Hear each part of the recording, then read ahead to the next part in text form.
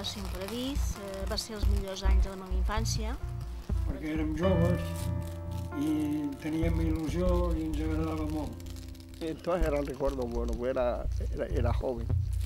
Venies aquí y podías un par de jugar. Me torno como una criatura. Eso es lo mejor que me ha podido a mí ocurrir, haber nacido dentro de la Ciudadela.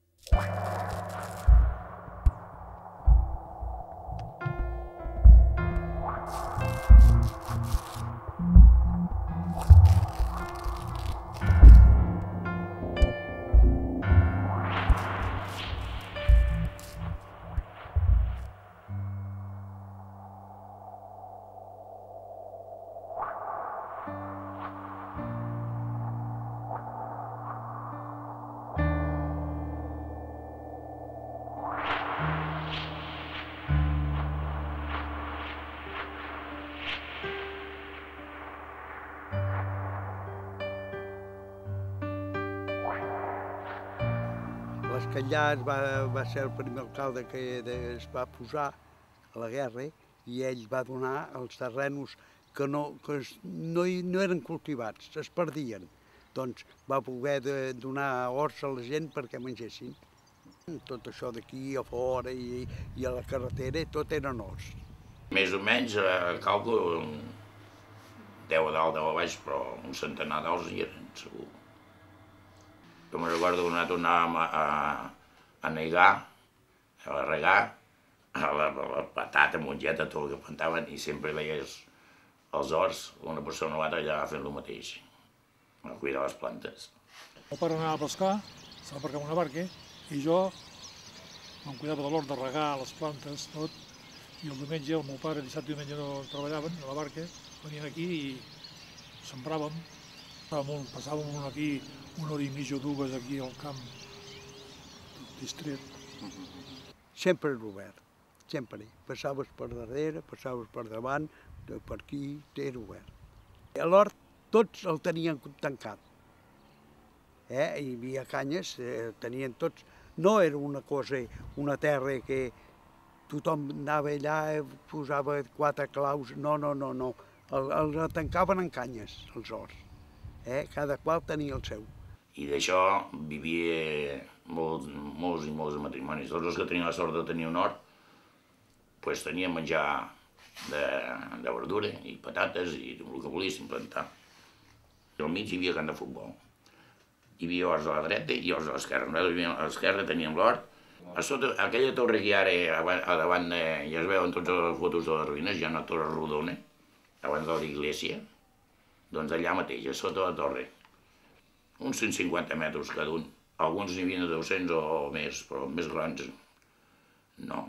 El nostre, per exemple, que eren tots iguals, eren en línia recta tots, saps? Quasi tots eren rectangulars. Cadascú tenia el seu, no sé si a vegades un se'l deixava allà, perquè havia trobat una cosa millor, i l'agafava un altre, i així anàvem passant. I fèiem de torre a torre, tenia l'hort jo de torre a torre.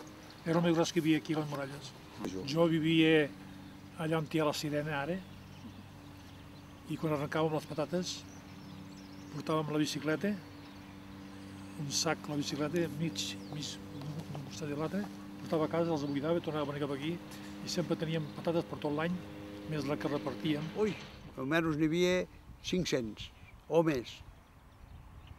Sí, perquè era tot a dins, a fora, tot era ple d'os. Tothom volia anar aquí perquè és ric d'aigua.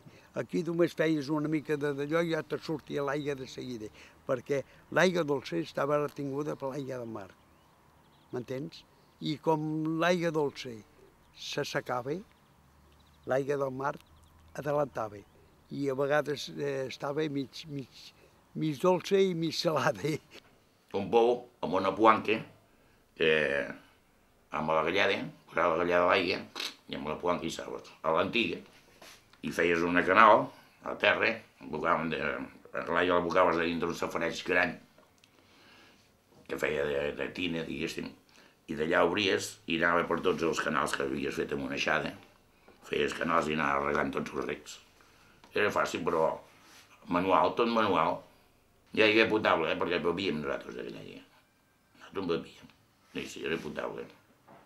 Com van començar a fer les obres de regar les ruïnes de dintre, de muralles, se'n deia, van desaparèixer els horts per arreglar-ho. 40 anys segurs que se fa, més de 40 anys fa que van començar a arreglar les ruïnes per dintre i van treure tots els horts. Tot eren nous. Ara, després la gent va guanyar més calés i els va deixant. La gent anava a treballar i qui tenia de cuidar-se els horts? Les dones no. Les dones anaven pels hotels a treballar. La gent començava a venir de Barcelona, de Figueres, tot allò. Després es va començar a construir-se de veritat. I esclar, els horts i tot això es van perdre. Conté la part de darrere de les muralles, el mas de Mates i tot allò, tot eren horts. Tot eren horts.